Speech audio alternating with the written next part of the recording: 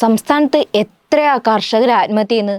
പിണറായി സർക്കാരാണ് ഈ പാവപ്പെട്ട കർഷകരെ മൊത്തം ദ്രോഹിക്കുന്നത് എന്ന് പറയുന്ന ഒരാളെങ്കിലും നിങ്ങളുടെ കൂട്ടത്തിലുണ്ടോ?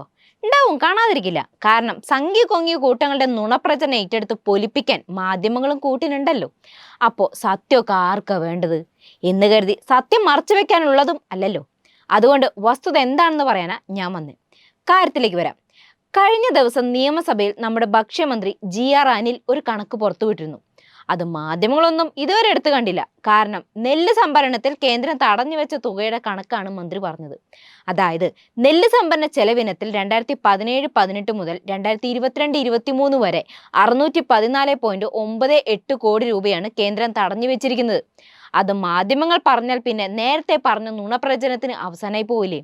മാത്രമല്ല, സർക്കാരിനെതിരെ കൊണ്ടുവന്ന സർവ്വകുതിത്തിരിപ്പും പുറത്തു വരും. അതുകൊണ്ടാണ് ഒരു മിണ്ടാത്തത്. ഇതിനു പുറമെ ഒരു റിപ്പോർട്ടും കൂടി പുറത്തു വന്നിട്ടുണ്ട്. നരേന്ദ്രമോദി സർക്കാർ അധികാരത്തിൽ വന്ന ശേഷം രാജ്യത്ത് കാർഷിക മേഖലയിൽ ആത്മഹത്യ ചെയ്തത് 1 ലക്ഷത്തിലധികം പേരാണ്. ദേശീയ ക്രൈം റെക്കോർഡ് ബ്യൂറോയുടെ റിപ്പോർട്ടാണ് പുറത്തു വന്നത്.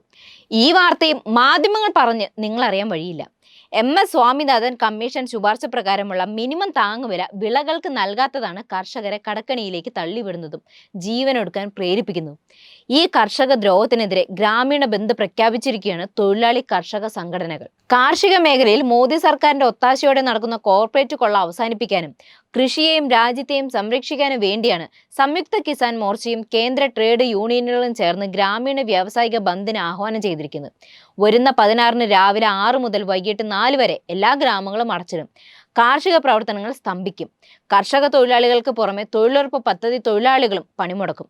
മോഡി സർക്കാരിന്റെ ഈ കർഷക ദ്രോഹത്തിനെതിരെ ഒരുങ്ങുന്ന കർഷകരുടെ പടയൊരുക്കം റിപ്പോർട്ട് ചെയ്യാൻ മടിക്കുന്ന മാപ്രകളാണ് സംഘി കൊങ്ങികൾക്കൊപ്പം ചേർന്ന് കർഷകരെ ദ്രോഹിക്കുന്നത് പിണറായി സർക്കാരാണെന്ന് വരുത്തി തീർക്കാൻ ശ്രമിക്കുന്നത്.